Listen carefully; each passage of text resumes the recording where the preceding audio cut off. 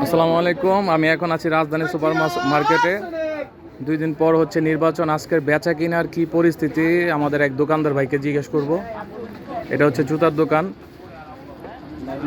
তো ভাই, আজকে আপনাদের মানে কি পরিস্থিতি? 2 দিন পর তো নির্বাচন, আজকে বেচা নির্বাচন দেশের যে পরিস্থিতি, কোনো কাস্টমারই নাই। ডান পাশ থেকে বাম পাশ থেকে শুরু করে একদম কাস্টমার নিরিবিলি। মাত্র কিছু কাস্টমার আসছে, কেনাকাটা হচ্ছে না, বাট ভিড় দেখা যাচ্ছে, কারণ ব্যাগের দোকান এখানে। আর নির্বাচনের কারণে সবাই দিকে চলে গেছে গ্রামের বাড়িতে। অলমোস্ট 4 দিন সবার বন্ধ হওয়ার কারণে আমাদের বাচ্চা কিন্তু একদম স্লো হয়ে গেছে।